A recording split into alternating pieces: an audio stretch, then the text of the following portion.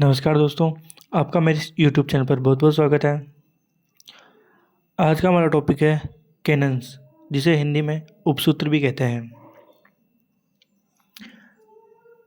सर्वप्रथम कैनन्स का प्रयोग क्लासिफिकेशन में WCB सीयर्स द्वारा किया गया था। जो कैनन शब्द है, इसका प्रयोग क्लासिफिकेशन में सबसे पहले किसने किया था? WCB सीयर्स ने। और सर्वप्रथम कैनन्स का प्रयोग कैटलॉगिंग यानी सूचीकरण में इसका प्रयोग किसने किया था? SR रंगनाथन द्वारा किया गया था। तो क्लासिफिकेशन में तो WCB सीयर्स द्वारा और कैटलॉगिंग में SR रंगनाथन द्वारा कैनन शब्द का प्रयोग किया गया था। SR रंगनाथन ने अपनी पुस्तक प्रोलोगुमिना टू लाइब्रेरी क्लासिफिकेशन में वर्गीकरण के लिए मुख्य रूप से 43 कैनन्स का प्रतिपादन किया था। जो SR रंगनाथन है, उन्होंने अपनी पुस्तक प्रोलोगुमिना टू लाइब्रेरी क्लासिफिकेशन में क्लासिफिकेशन के लिए कितने कैनन्स दिए थे? 43 कैनन्स। प्रोलोगुमिना टू लाइब्रेरी क्लासिफिकेशन के 3 एडिशन आए थे। रंगनाथन की ये बुक है, इसके 3 एडिशन आए थे। इन तीनों में उन्होंने कैनन्स का विकास चरणों में किया था। तो जो इनका तीसरा एडिशन था, उसमें 45 कैनन्स दिए थे। कहीं कहीं जगह पे 43 भी दिए हुए होते हैं और कई कई जगह पे 45 भी हैं। कैनन शब्द का अर्थ कानून, उपसूत्र, मापदंड या अधिनियम होता है। लेकिन जो रंगनाथन थे, उन्होंने कैनन शब्द के लिए उपसूत्र शब्द का उपयोग किया। उन्होंने अपने जितने भी ये पुस्तक आई थी उनकी, प्रोलोगुमिना टू लाइब्रेरी क्लासिफिकेशन या कॉलन क्लासिफिकेशन है, इसमें कैनन शब्द के लिए हिंदी में अर्थ लिया था उपसूत्र। कैनन का अर्थ एक सामान्य सिद्धांत या मानक से है जिसकी सहायता से निर्णय लिया जा सके। तो ये ऐसे उपसूत्र हैं जिनकी सहायता से निर्णय लिए जाते हैं। रंगनाथन ने प्रोलोगुमिना टू लाइब्रेरी क्लासिफिकेशन के फर्स्ट एडिशन में 28 कैनन्स प्रस्तुत किए थे। जो रंगनाथन की पुस्तक थी प्रोलोगुमिना टू लाइब्रेरी क्लासिफिकेशन, इसके फर्स्ट एडिशन में 28 उपसूत्र थे। लेकिन जब इस पुस्तक का सेकेंड एडिशन आया, प्रोलोगुमिना टू लाइब्रेरी क्लासिफिकेशन का सेकेंड एडिशन में 35 कैनन्स, 11 लॉज और 21 पोस्टुलेट्स और जोन एनालिसिस यानी मंडल विश्लेषण थे। तो इसकी जो सेकेंड एडिशन में कितने थे? 35 कैनन्स, 11 लॉज और 21 पोस्टुलेट्स और zone analysis. Prolegomena to library classification की थर्ड एडिशन में 43 कैनन्स थे और 18 सहायक अनुक्रम थे और 13 पोस्टुलेट्स थे और 4 पक्ष अनुक्रम शामिल थे। तो एक बार फिर से देखते हैं। जो प्रोलोगुमिना टू लाइब्रेरी क्लासिफिकेशन पुस्तक थी, उसका फर्स्ट एडिशन था, उसमें 28 कैनन्स थे। फिर जब उसका सेकेंड एडिशन आया, उसमें 35 कैनन्स थे और 11 लॉज थे और 21 पोस्टुलेट्स और जोन एनालिसिस थे। और जब इनका थर्ड एडिशन आया पुस्तक का, इसमें 43 कैनन्स थे और 18 सहायक अनुक्रम थे और 13 पोस्टुलेट्स थे और 4 पक्ष अनुक्रम शामिल थे। रंगनाथन ने कैनन्स को 4 स्तर में बांटा है। पहला है आइडिया प्लेन यानी वैचारिक स्तर, इसमें रंगनाथन ने 15 कैनन्स को रखा है। दूसरा है वर्बल प्लेन यानी शाब्दिक स्तर, इसमें रंगनाथन ने 4 कैनन्स को रखा है। तीसरा है नोटेशनल प्लेन यानी अंकन स्तर, इसमें रंगनाथन ने 21 कैनन्स को रखा है। और चौथा है कैनन्स फॉर बुक क्लासिफिकेशन, इसमें 3 कैनन्स को रखा है रंगनाथन ने। तो ये टोटल कितने कैनन्स हो गए? 43। परंतु जब कॉलन क्लासिफिकेशन का 6th एडिशन आया, रंगनाथन की पुस्तक थी कॉलन क्लासिफिकेशन, उसका जब 6th एडिशन आया, उसमें बुक क्लासिफिकेशन के लिए 5 कैनन्स का प्रयोग किया गया था। कॉलन क्लासिफिकेशन के 6th एडिशन में बुक क्लासिफिकेशन के लिए 2 कैनन्स और जोड़े गए। पहले 3 ही थे, book cannons for book classification में 3 कैनन्स जोड़े गए थे, फिर उसमें 2 कैनन्स और जोड़ दिए, तो टोटल कितने हो गए? 5। तो जब ये टोटल कैनन्स कितने हो गए? 45 कैनन्स हो गए। इस तरह से प्रोलोगुमिना टू लाइब्रेरी क्लासिफिकेशन में तो 43 कैनन्स ही दे रखे हैं, लेकिन जब कॉलन क्लासिफिकेशन आता है उसके 6th एडिशन, उसमें 45 कैनन्स दे रखे हैं टोटल। तो हम इनके बारे में एक एक करके पढ़ेंगे आराम से। सबसे पहले हम कैनन्स का पहला स्तर देखते हैं, जो कि है कैनन्स फॉर आइडिया प्लेन। इसमें टोटल 15 कैनन्स हैं। रंगनाथन ने इन 15 कैनन्स को पुनः 4 भागों में विभाजित किया है। पहला है कैनन ऑफ कैरेक्टरिस्टिक्स यानी विशेषताओं का उपसूत्र, इसमें रंगनाथन ने 7 कैनन्स को रखा है। दूसरा है कैनन्स ऑफ अराई यानी पंक्ति का उपसूत्र, इसमें रंगनाथन ने 4 कैनन्स को रखा है। तीसरा है कैनन्स ऑफ चेन यानी श्रृंखला का उपसूत्र, इसमें रंगनाथन ने 2 कैनन्स को रखा है। चौथा है कैनन्स ऑफ फिलेटरी सीक्वेंस यानी संघर्ष अनुक्रम का उपसूत्र, इसमें रंगनाथन ने 2 कैनन्स को रखा है। तो हम सबसे पहले शुरू करते हैं कैनन्स ऑफ कैरेक्टरिस्टिक्स के बारे में। इसे हिंदी में विशेषता संबंधी उपसूत्र भी कहते हैं। कैनन्स ऑफ कैरेक्टरिस्टिक्स का वर्णन ऐसा रंगनाथन ने अपनी पुस्तक प्रोलोगुमेना टू लाइब्रेरी क्लासिफिकेशन के 8वें अध्याय में किया था। जो 8वां चैप्टर था प्रोलोगुमेना टू लाइब्रेरी क्लासिफिकेशन का, उसमें इसका जिक्र किया था कैनन्स ऑफ कैरेक्टरिस्टिक्स का। रंगनाथन कैरेक्टरिस्टिक्स को एक ऐसे गुण या विशेषताओं के रूप में परिभाषित करते हैं जो किसी समूह को कम से कम 2 उप समूहों में विभाजित करने की अनुमति देता है। ये उपसूत्र यानी कैनन्स प्रलेखों या विचारों के गुणों की पहचान कर वर्गीकरण करने से संबंधित है। जो कैनन्स फॉर कैरेक्टरिस्टिक्स है, ये प्रलेखों या विचारों के गुणों की पहचान कर वर्गीकरण करने से संबंधित है। वर्गीकरण करते समय हमें इन 7 गुणों या विशेषताओं को ध्यान में रखना चाहिए। जो भी हम आगे पढ़ेंगे, इन 7 गुणों का वर्गीकरण करते समय ध्यान रखना चाहिए। पहला है कैनन्स ऑफ डिफरेंशिएशन यानी पृथक्करण का उपसूत्र। कैनन्स ऑफ कैरेक्टरिस्टिक्स का पहला गुण या फिर इसके अंदर पहला कैनन है कैनन ऑफ डिफरेंशिएशन। इसे हिंदी में पृथक्करण का उपसूत्र भी कहते हैं। इस उपसूत्र के तहत ज्ञान जगत को विशेषताओं के आधार पर वस्तुओं या विचारों को कम से कम 2 भागों में विभाजित करने की क्षमता होनी चाहिए। इस कैनन के तहत ज्ञान जगत में हमें ऐसी विशेषताओं का प्रयोग करना चाहिए। जब हम वर्गीकरण करते हैं तो हमें ऐसी विशेषताओं का प्रयोग करना चाहिए जो वस्तुओं या विचारों को कम से कम 2 भागों में तो बांट सके।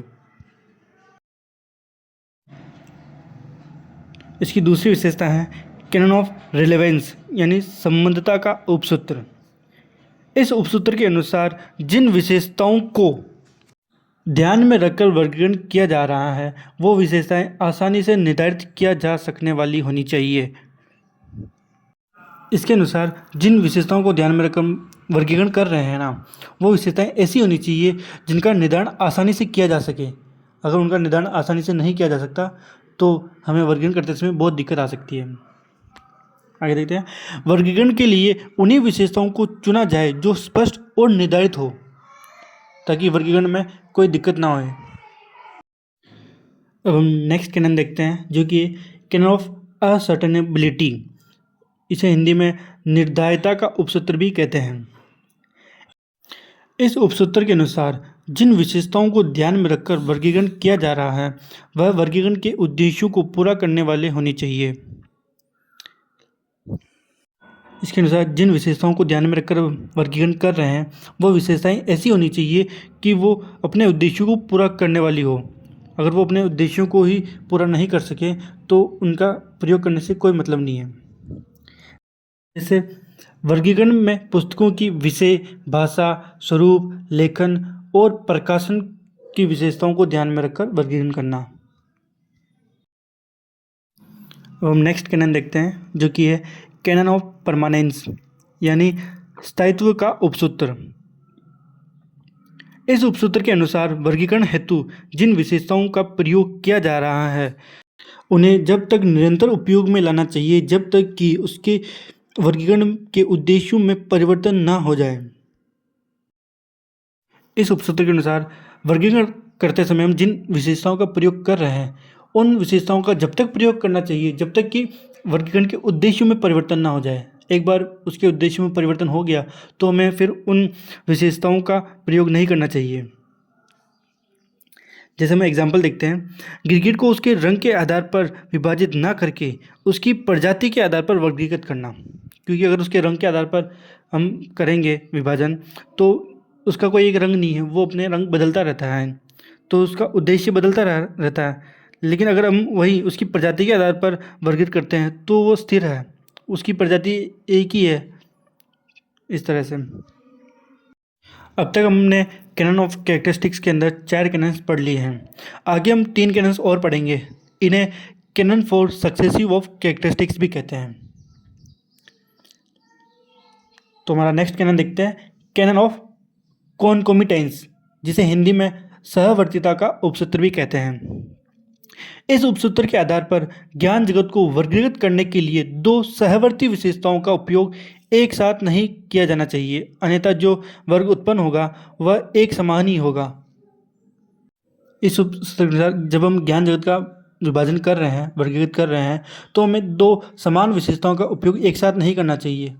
इससे जो वर्ग बनता है वो एक समान ही होता है, फिर मतलब एक जैसा ही वर्ग बनता है। फिर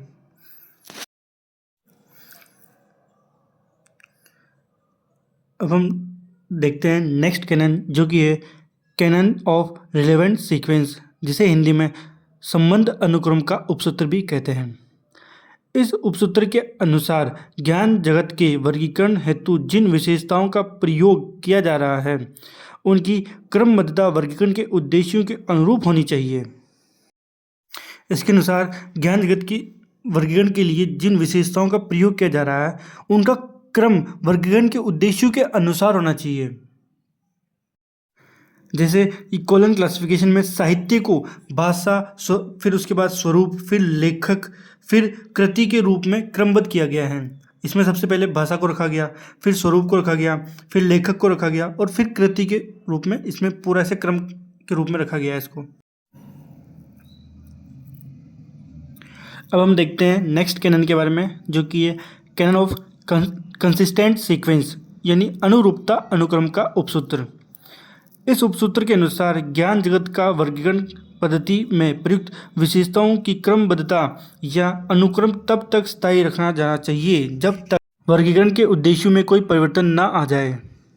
इस उपसूत्र के अनुसार वर्गीकरण पद्धति में हम जिन विशेषताओं का प्रयोग कर रहे हैं उनका क्रम जब तक स्थायी रखा जाना चाहिए जब तक कि इसके उद्देश्यों में कोई परिवर्तन ना आ जाए। जो वर्गीकरण पद्धति है उसके उद्देश्यों में जब तक कोई परिवर्तन ना हो जाए, जब तक उसकी विशेषताओं के क्रम में भी कोई परिवर्तन नहीं होना चाहिए। अब हमने कैनन ऑफ कैरेक्टरिस्टिक्स की 7 विशेषताओं के बारे में पढ़ लिया, यानी जो इसके अंदर 7 कैनन्स हैं उनके बारे में पढ़ लिया। अब हम कैनन ऑफ आइडिया प्लेन का दूसरा भाग देखेंगे, जो कि ये कैनन्स ऑफ अराई। इसे हिंदी में पंक्ति का उपसूत्र भी कहते हैं। इसमें 4 कैनन्स को रखा गया है। एक अराई समान श्रेणी की इकाइयों की एक क्षैतिज पंक्ति होती हैं जिन्हें किसी व्यवस्थित क्रम में व्यवस्थित किया जाता है।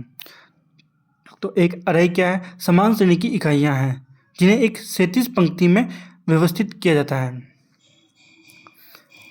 किसी वर्गीकरण योजना के सभी मुख्य वर्ग एक अराई बनाते हैं। जो भी कोई वर्गीकरण पद्धति है उसके सभी मुख्य वर्ग मिलकर एक अराई का निर्माण करते हैं। एक अराई का निर्माण किसी समूह का एक बार में एक ही विशेषता को लागू करके किए गए विभाजन से होता है।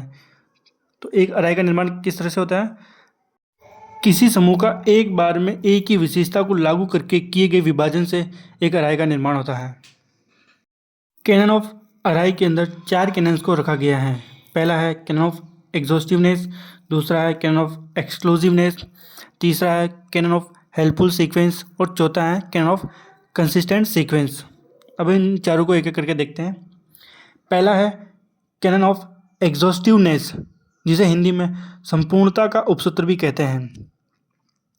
इस उपसूत्र के अनुसार वर्गीकरण करते समय वर्गों की एक पंक्ति में समस्त ज्ञात विषयों को उपयुक्त स्थान पर समाविष्ट कर लेना चाहिए ताकि पंक्तियां अपूर्ण न रह जाएं।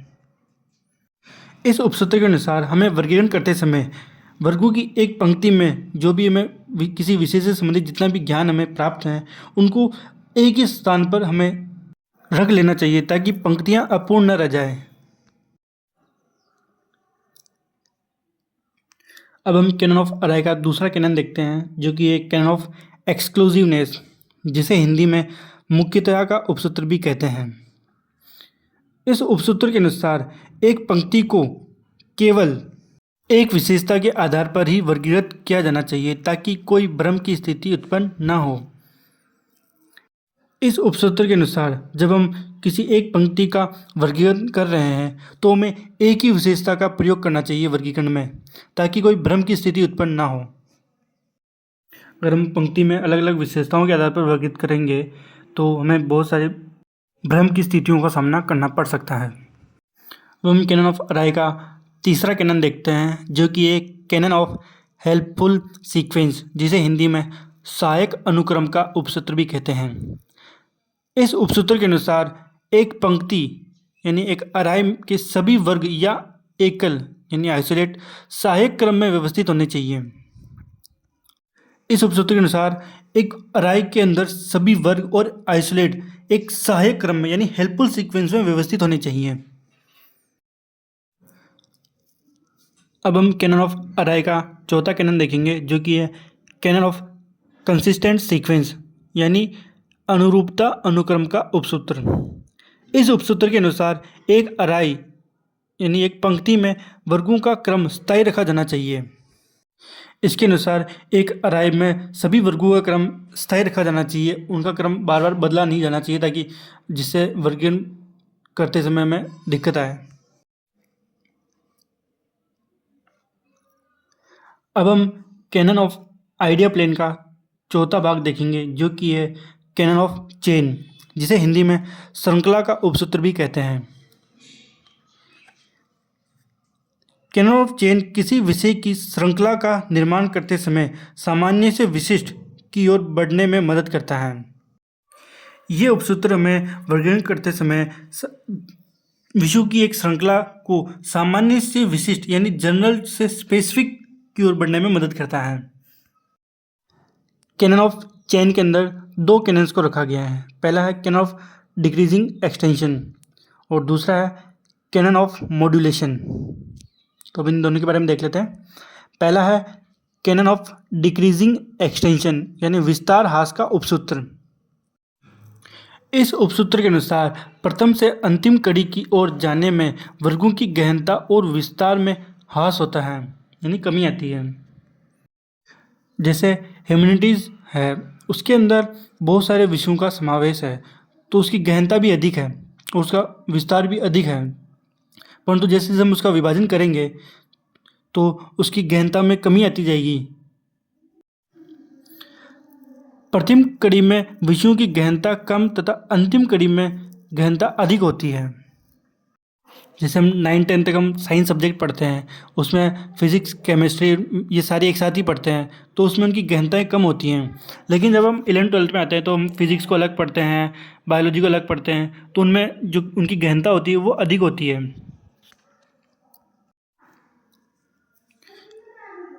अब हम नेक्स्ट कैनन देखते हैं, जो कि है कैनन ऑफ मॉड्यूलेशन। इसे अनुकूलता का उपसूत्र भी कहते हैं। इस उपसूत्र के अनुसार पहली से अंतिम कड़ी तक सभी कड़ी अनुकूल होनी चाहिए तथा दो कड़ियों के मध्य कोई कड़ी छूटनी नहीं चाहिए। इस उपसूत्र के अनुसार जब हम वर्गीकरण करते हैं तो जो कड़ियाँ होती है वो पहली से अंतिम तक अनुकूल होनी चाहिए और किन्हीं भी दो कड़ियों के मध्य कोई भी कड़ी छूटनी नहीं चाहिए। अब हम कैनन ऑफ आइडिया प्लेन का चौथा भाग देखते हैं, जो कि है कैनन ऑफ फ्लेटरी सीक्वेंस, जिसे हिंदी में संघर्ष अनुक्रम का उपसूत्र भी कहते हैं। इसके अनुसार ज्ञान जगत के सभी आइसोलेट्स को पंक्तियों और श्रृंखलाओं में व्यवस्थित किया जाता है और उसके बाद उसको संबंधों और घनिष्ठता के आधार पर सहायक क्रम में व्यवस्थित किया जाता है। इसके अनुसार ज्ञान जगत के सभी आइसोलेट्स को सबसे पहले पंक्तियों और श्रृंखलाओं में यानी अराय और चेन में व्यवस्थित किया जाता है। उसके बाद उनको संबंधों और घनिष्ठता के आधार पर सहायक क्रम में व्यवस्थित किया जाता है। कैनन ऑफ फ्लेटरी सीक्वेंस के अंदर रंगनाथन ने दो कैनन्स को रखा है। पहला है कैनन ऑफ सबऑर्डिनेट क्लास और दूसरा है कैनन ऑफ कोऑर्डिनेट क्लास। सबसे पहले हम देखते हैं कैनन ऑफ सबऑर्डिनेट क्लास। इसे हिंदी में अधीनस्थ वर्ग का उपसूत्र भी कहते हैं। इस उपसूत्र के अनुसार किसी विषय या वर्गों का कोई अधीनस्थ वर्ग उत्पन्न होता है तो उसको भी उसके अधीनस्थ वर्गों में शामिल कर लिया जाना चाहिए। इसके अनुसार वर्गीकरण करते समय किसी विषय या वर्गों का कोई अधीनस्थ विषय उत्पन्न होता है तो उसको भी उसके अधीनस्थ विषयों के साथ शामिल कर लिया जाना चाहिए। अब हम कैनन ऑफ फिलेटरी सीक्वेंस का दूसरा कैनन देखते हैं, जो कि है कैनन ऑफ कोऑर्डिनेट क्लास, जिसे हिंदी में समकक्ष वर्गों का उपसूत्र भी कहते हैं। इस उपसूत्र के अनुसार किसी वर्ग या विषय के मध्य अधिक समानता वाले विषयों को स्थान देना चाहिए तथा और कम समानता वाले विषयों को स्थान नहीं देना चाहिए। इसके अनुसार वर्गीकरण करते समय किसी वर्ग या विषय के मध्य हमें उन्हीं विषयों को स्थान देना चाहिए जो अधिक समानता रखते हो। कम समानता रखने वाले विषयों को स्थान नहीं देना चाहिए हमें। अब हम कैनन्स का दूसरा स्तर देखते हैं, जो कि है कैनन ऑफ वर्बल प्लेन, जिसे हिंदी में शाब्दिक स्तर के उपसूत्र भी कहते हैं। ये उपसूत्र वोकेबलरी कंट्रोल यानी शाब्दिक नियंत्रण से संबंधित है। ये उपसूत्र वर्गीकरण के शब्दों के चयन में सहायता प्रदान करता है। जब हम वर्गीकरण करते हैं तो उसके शब्दों का जो चयन करते हैं उसमें ये सहायता करता है। ये उपसूत्र शाब्दिक पदों से संबंधित है। इसके अंदर 4 कैनन्स को रखा गया है। पहला है कैनन ऑफ कॉन्टेक्स्ट, और दूसरा है कैनन ऑफ इनुमरेशन, तीसरा है कैनन ऑफ करेंसी और चौथा है कैनन ऑफ रेटिसेंस। अब इन चारों के बारे में एक एक करके देखते हैं। पहला है कैनन ऑफ कॉन्टेक्स्ट, जिसे हिंदी में संदर्भ का उपसूत्र भी कहते हैं। इस उपसूत्र के अनुसार वर्गीकरण पद्धतियों में कई पद होते हैं जिनका प्रयोग अलग अलग वर्गों में अलग अलग रूपों में किया जाता है। ऐसी स्थिति में पदों का उपयोग संबंधित प्रसंग में ही किया जाना चाहिए। इस उपसूत्र के अनुसार वर्गीकरण पद्धति में कई पद होते हैं, उनका प्रयोग अलग अलग क्लास में अलग अलग रूप में किया जाता है। तो हमें ऐसी स्थिति में जो पद होते हैं उनका प्रयोग उनसे संबंधित प्रसंग में ही किया जाना चाहिए। अब हम कैनन ऑफ वर्बल प्लेन का दूसरा कैनन देखते हैं, जो कि है कैनन ऑफ एनुमरेशन, जिसे हिंदी में परिगणना का उपसूत्र भी कहते हैं। यह सिद्धांत शब्दों और विषयों की परिवर्तनशीलता को संबोधित करता है और उप विभागों की गणना करके दायरे के स्पष्ट सीमांकन की वकालत करता है। इस सिद्धांत का पहला कार्य क्या हो गया? शब्दों और विषयों की परिवर्तनशीलता को संबोधित करना, और फिर उप विभागों की गणना करके दायरे का स्पष्ट सीमांकन करता है। ये इस उपसूत्र के अनुसार वर्गीकरण पद्धतियों में प्रत्येक पदों की व्यवस्था वर्गों से परिगणना द्वारा श्रेणियों और श्रृंखलाओं में निश्चित की जानी चाहिए, क्योंकि एक ही शब्द का अलग अलग वर्गों में अलग अलग अर्थ हो जाता है। इसके अनुसार वर्गीकरण पद्धतियों में प्रत्येक पदों की व्यवस्था वर्गों से परिगणना करके श्रेणी और श्रृंखलाओं में निश्चित की जानी चाहिए, ताकि एक ही शब्द का अलग अलग वर्गों में एक ही अर्थ रहे।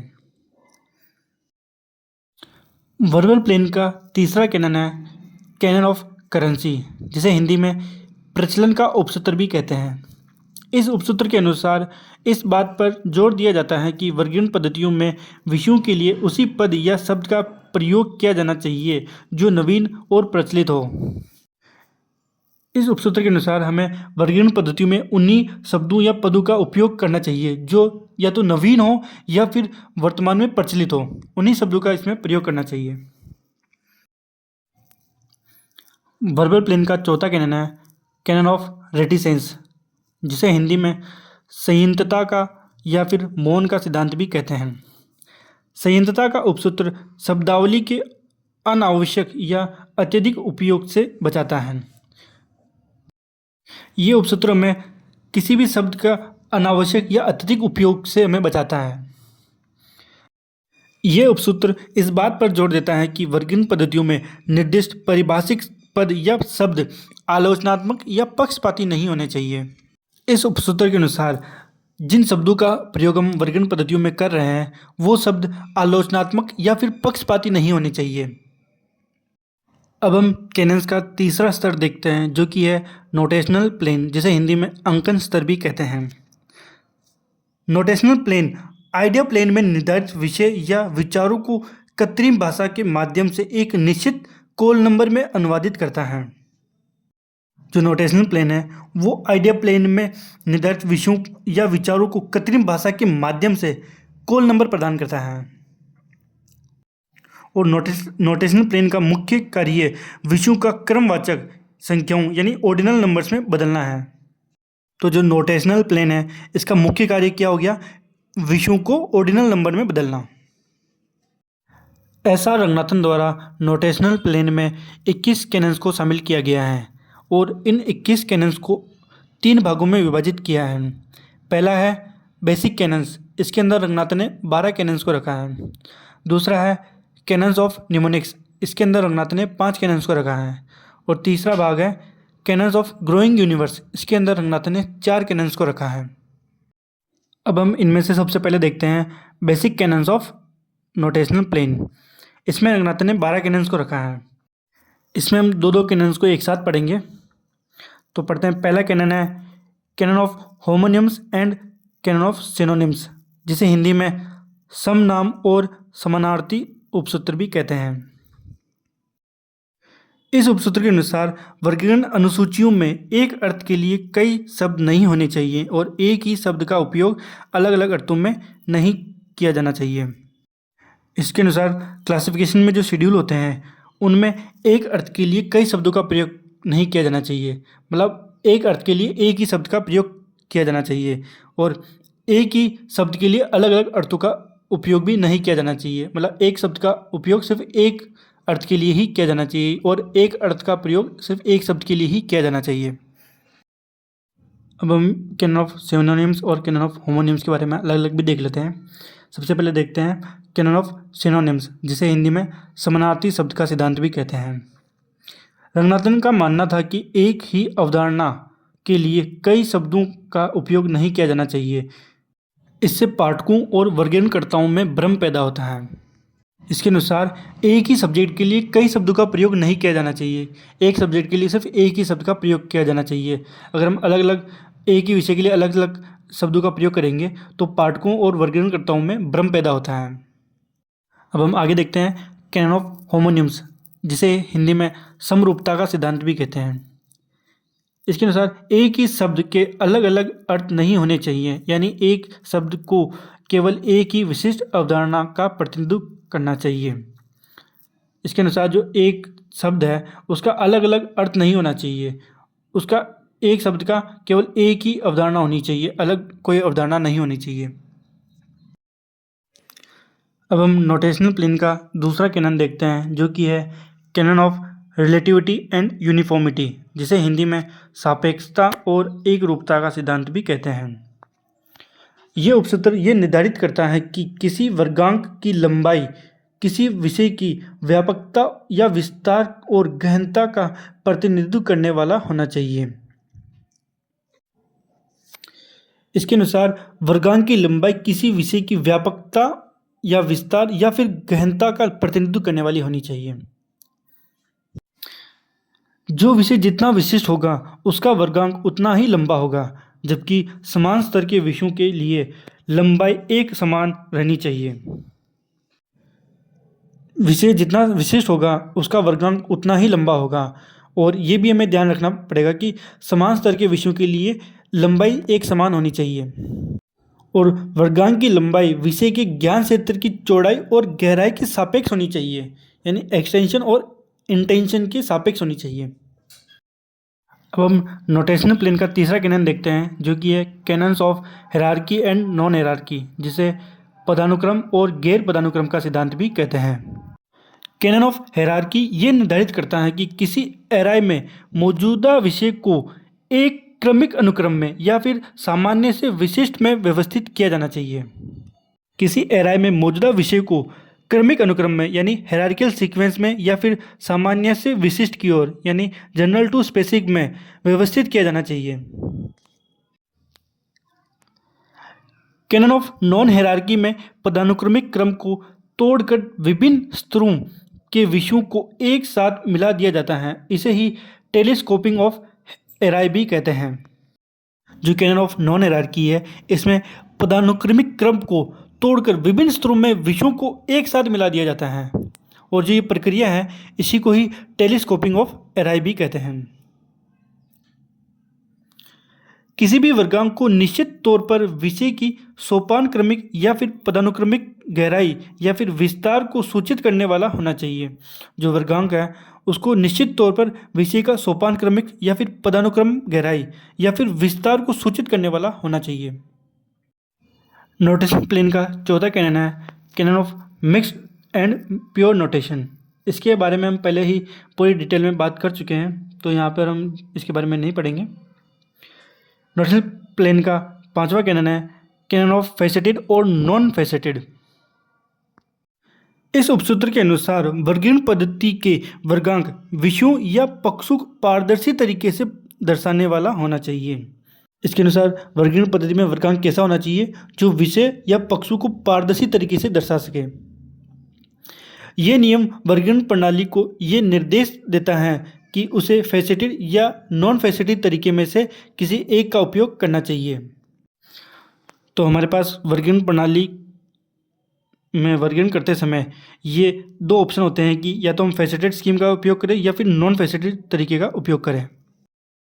नोटिस प्लेन का छठा कैनन है कैनन ऑफ को एक्सटेंसिवनेस और अंडर एक्सटेंसिवनेस, जिसे हिंदी में सह विस्तार और अल्प विस्तार का सिद्धांत भी कहते हैं। कैनन ऑफ को एक्सटेंसिवनेस में वर्गीकरण के समय वर्ग संख्या को विषय की गहराई और विस्तार से पूरी तरह मेल खाना चाहिए।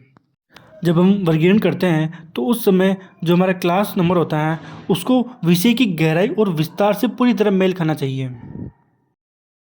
कैनन ऑफ अंडर एक्सटेंसिवनेस में जब वर्ग संख्या में विषय के सभी प्रमुख पहलुओं को शामिल नहीं किया जाता है और वर्ग संख्या वास्तविक विषय से छोटी या संकीर्ण हो जाती है। जब वर्ग संख्या में विषय के सभी पहलुओं को शामिल नहीं किया जाता है तो वर्ग संख्या वास्तविक विषय से छोटी और संकीर्ण हो जाती है। अब हम नोटेशनल प्लेन का दूसरा भाग पढ़ेंगे, जो कि है कैनन्स ऑफ न्यूमोनिक्स। इसे हिंदी में पुनः स्मरण का उपसूत्र भी कहते हैं। न्यूमोनिक्स शब्द का उद्भव ग्रीक भाषा के निमोनिकोस से हुई है, जिसका अर्थ है स्मृति सहायक, अर्थात स्मरण शक्ति को बल प्रदान करने व अधिक क्रियाशील बनाने में सहायता देने वाला। इसके अंदर रघुनाथन ने 5 कैनन्स को रखा है। इसके अंदर पहला कैनन है जनरल कैनन ऑफ न्यूमोनिक्स। इसे हिंदी में स्मृति सहायक का सामान्य उपसूत्र कहते हैं। इस उपसूत्र के अनुसार किसी विशिष्ट अवधारणा को दर्शाने के लिए उपयोग किए जाने वाले वर्गांक अथवा वर्गांक के किसी एक भाग के लिए जो अंक अथवा अंकों का समूह प्रयोग किया गया है उसको उन सभी वर्गांकों में भी प्रयुक्त किया जाना चाहिए जो समान अवधारणाओं को दर्शाते हो।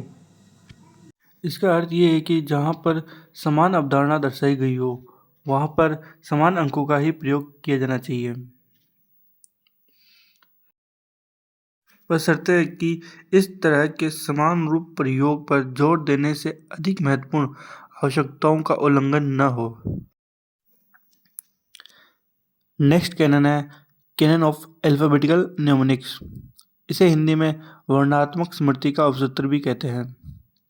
रघुनाथन ने अल्फाबेटिकल न्यूमोनिक्स उपसूत्र के लिए लिखा है कि अल्फाबेटिकल न्यूमोनिक्स का प्रयोग बिना किसी हिचकिचाहट से नकार देना चाहिए अगर कोई और क्रम इसकी अपेक्षा पाठकों को ज़्यादा सहायता कर सके। अगर कोई क्रम अल्फाबेटिकल न्यूमोनिक्स की अपेक्षा पाठकों को ज़्यादा सहायता देता है तो अल्फाबेटिकल न्यूमोनिक्स का प्रयोग नहीं करना चाहिए हमें। वर्णात्मक स्मृति सहायक का प्रयोग उस स्थिति में ही करना चाहिए जब यह अन्य क्रम की अपेक्षा ज़्यादा सहायक हो और जिन नामों के लिए प्रयोग किया जा रहा हो तथा वह अंतर्राष्ट्रीय स्तर पर प्रचलित और मान्य भी हो। जिन नामों का इसमें प्रयोग किया जा रहा है ना, वो या तो अंतर्राष्ट्रीय स्तर पर प्रचलित भी होनी चाहिए और उनको अंतर्राष्ट्रीय स्तर पर मान्यता भी होनी चाहिए। अब हम नेक्स्ट कैनन देखते हैं, जो कि है कैनन ऑफ शेड्यूल्ड न्यूमोनिक्स। इसे हिंदी में अनुसूचित स्मृति सहायक उपसूत्र भी कहते हैं। इस उपसूत्र के अनुसार एक वर्गीकरण पद्धति में किसी विशिष्ट एकल विचार अथवा पंक्ति एकल विचार को अभिव्यक्त करने के लिए केवल एक ही प्रकार के अंक अथवा अंकों के समूह का प्रयोग किया जाना चाहिए। इसके अनुसार किसी विशिष्ट एकल विचार या फिर पंक्ति एकल विचार को अभिव्यक्त करने के लिए यानी दर्शाने के लिए केवल एक ही प्रकार के यानी एक ही तरह के अंकों का प्रयोग किया जाना चाहिए। अगर हम अलग अलग अंकों का प्रयोग करेंगे तो वर्गीकरण पद्धति में बहुत ज़्यादा भ्रम की स्थिति उत्पन्न हो सकती है। नेक्स्ट कैनन है कैनन ऑफ सिस्टमेटिक निमोनिक्स। इसे हिंदी में व्यवस्थित स्मृति सहायक उपसूत्र भी कहते हैं। इस उपसूत्र के अनुसार एक वर्गीकरण पद्धति की एक पंक्ति में केवल एकल विचार को अभिव्यक्त करने के लिए जिन अंकों का प्रयोग किया गया है उनका अनुक्रम भी सहायक अनुक्रम के सिद्धांतों के आधार पर व्यवस्थित एकल विचारों के अनुक्रम के समानांतर होना चाहिए। किसी भी पंक्ति में एकल विचारों को अभिव्यक्त करने के लिए जिन अंकों का प्रयोग किया गया है उनका अनुक्रम भी सहायक अनुक्रम के सिद्धांतों के आधार पर व्यवस्थित एकल विचारों के अनुक्रम के समानांतर होना चाहिए।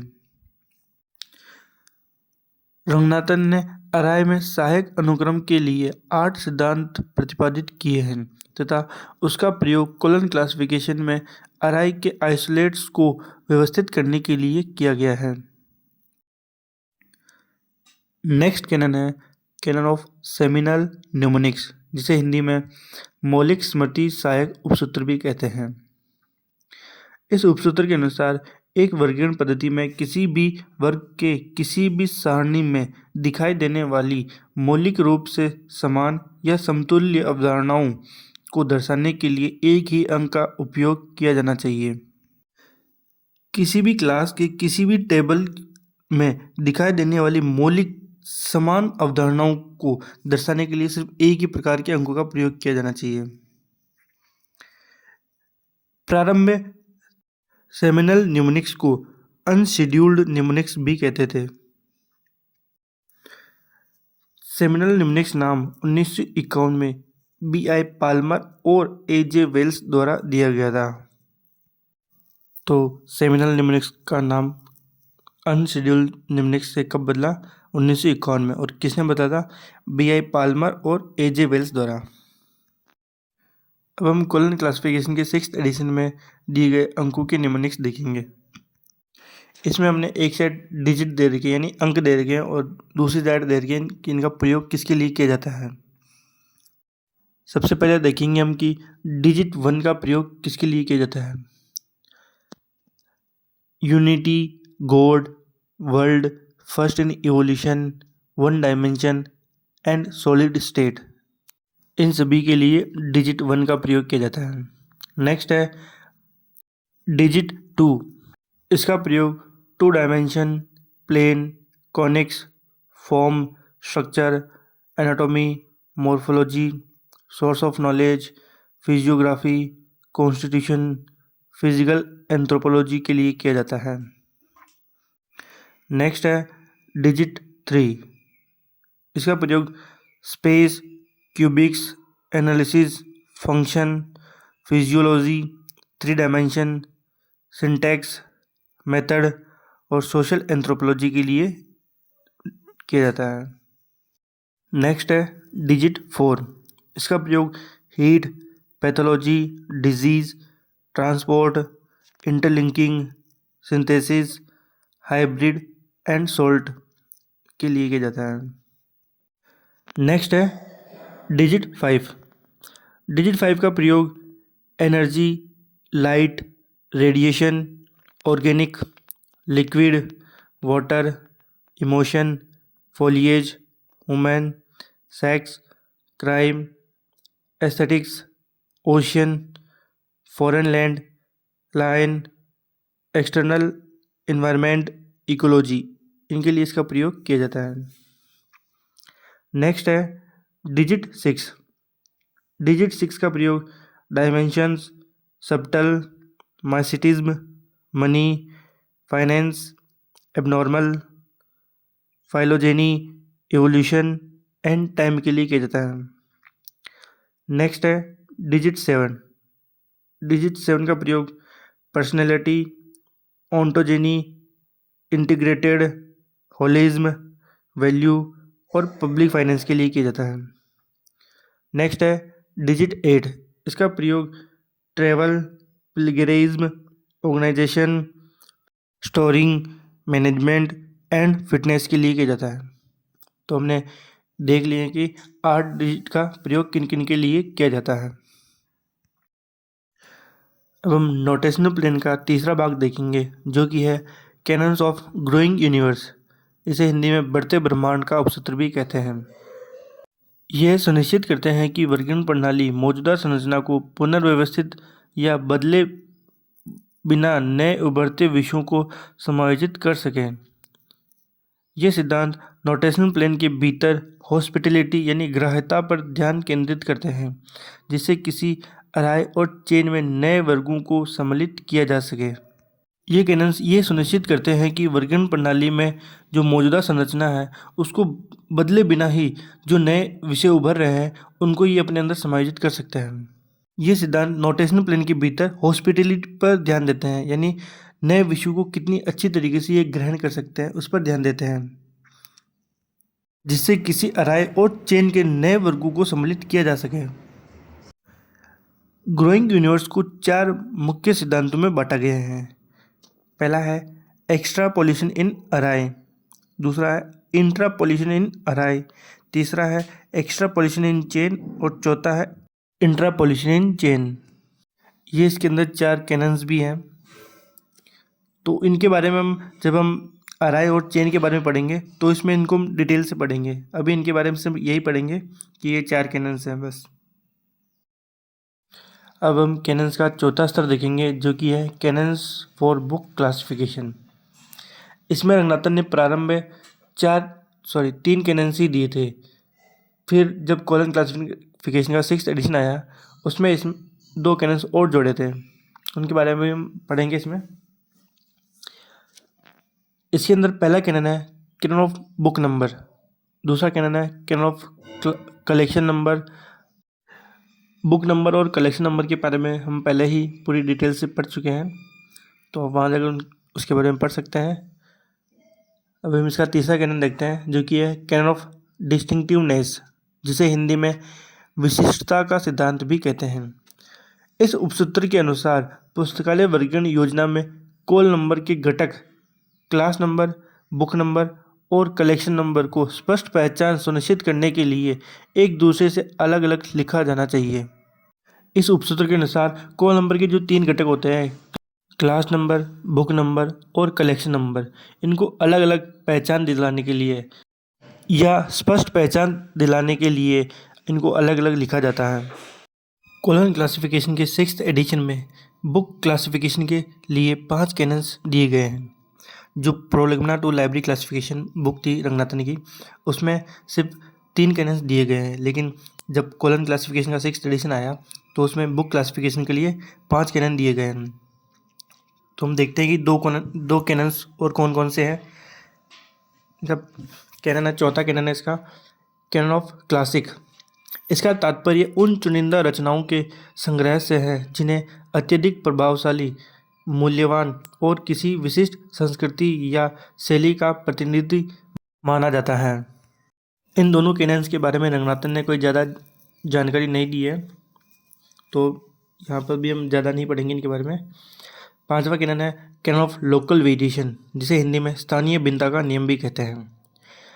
यह अनिवार्य करता है कि वर्गीकरण और सूचीकरण प्रणालियों में उपयोगकर्ता की आवश्यकताओं को पूरा करने के लिए विशिष्ट स्थानीय समायोजन की अनुमति होनी चाहिए, भले ही वह सामान्य सार्वभौमिक मानक से भिन्न हो। जो रंगनाथन की प्रोलेगमना टू लाइब्रेरी क्लासिफिकेशन पुस्तक थी, उसमें रंगनाथन ने 43 कैनन्स दिए हैं, और जो कॉलन क्लासिफिकेशन का 6th एडिशन आया उसमें रंगनाथन ने टोटल 45 कैनन्स बताए हैं। और कॉलन क्लासिफिकेशन के 6th एडिशन में रंगनाथन ने 45 कैनन्स को बताया है। और जब 45 कैनन्स और 11 लॉज को हम जोड़ते हैं तो 56 होता है। लेकिन जो ये कैनन ऑफ लोकल वेरिएशन है, ये 2 बार आता है, लॉज के अंदर भी आता है और इस कैनन्स के अंदर भी आता है, तो इसको एक ही बार गिना जाता है, तो वो 55 हो जाते हैं उस तरीके से कैनन्स। तो आप ध्यान रखना कि ऑप्शन के अनुसार ही इसको टिक करना, कभी 43 भी राइट हो सकता है, 45 भी राइट हो सकता है और 55 भी राइट हो सकता है। तो आज की हमारी ये क्लास यहीं समाप्त होती है। आप मुझे कमेंट में बता सकते हैं कि आपको ये क्लास कैसी लगी। आप इस चैनल को सब्सक्राइब करना और वीडियो को लाइक करना और अपने उन दोस्तों को ये वीडियो ज़रूर शेयर करना जो लाइब्रेरियन बनने का सपना देख रहे हो, जैसे Bihar librarian, Rajasthan librarian, KVS librarian, NVS librarian, और भी बहुत सारे लाइब्रेरियन होते हैं। तो आप ये वीडियो उनको शेयर करना।